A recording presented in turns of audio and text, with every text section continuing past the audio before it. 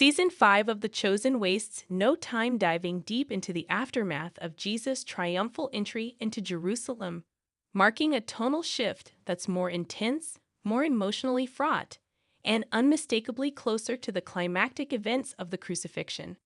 Episode 1 opens with the disciples processing the emotional weight of what's just happened.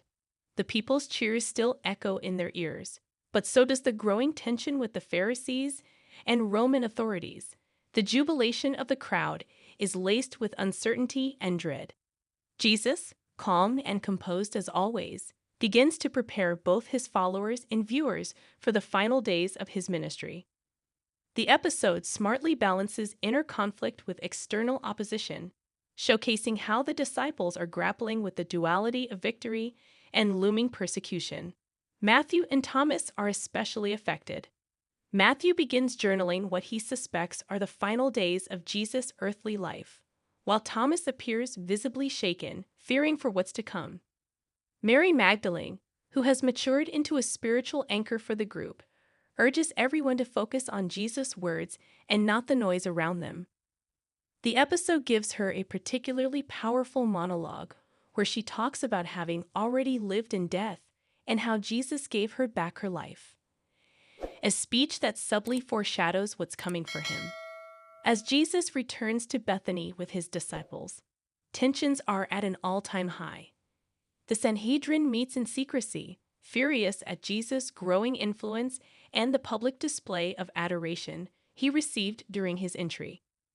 Caiaphas and Annas express deep concern that if the people truly believe Jesus is the Messiah, it could incite a full-blown rebellion, one that Rome would crush, destroying the temple and the people with it.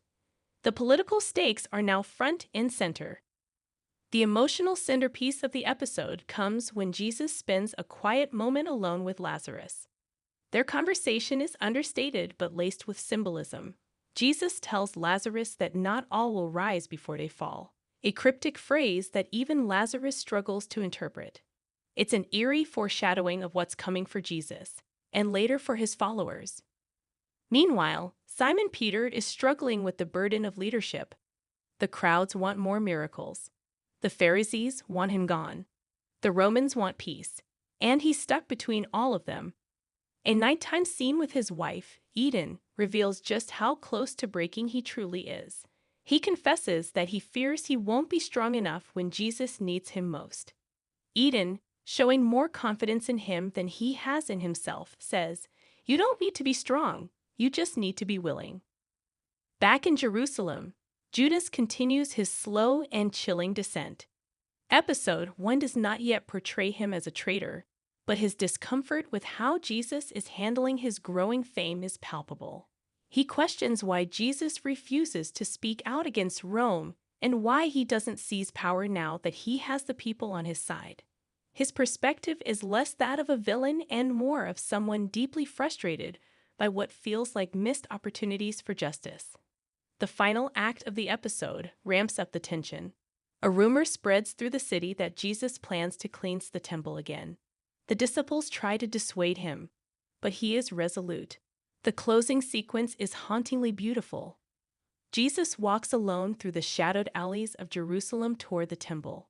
The camera lingers on the faces of vendors preparing their stalls, priests whispering warnings, and Roman soldiers tightening their grips on their weapons. The ending of the episode is a near-silent sequence as Jesus enters the temple courtyard. The camera slowly pans across the market scene.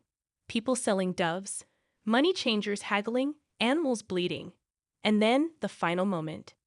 Jesus reaches down, picks up a small rope, and begins to braid it into a whip. Cut to black. This chilling final image sets the tone for what's to come. Confrontation, upheaval, and sacrifice. The episode doesn't offer any resolution, but that's by design. It forces viewers to sit with the tension, just like the disciples must. Thematically, Episode 1 of The Chosen Season 5 is about preparation, not just for Jesus, but for every character around him.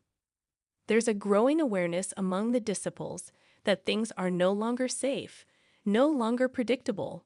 The miracles may continue, but so will the opposition. There is a looming sense of destiny that no one can escape. The show also cleverly plants the seeds of betrayal, not just through Judas, but through Peter's crisis of faith. Even the strongest among them are shown to be flawed, afraid, and uncertain. This vulnerability makes the characters feel deeply human and makes Jesus' composure and clarity all the more striking.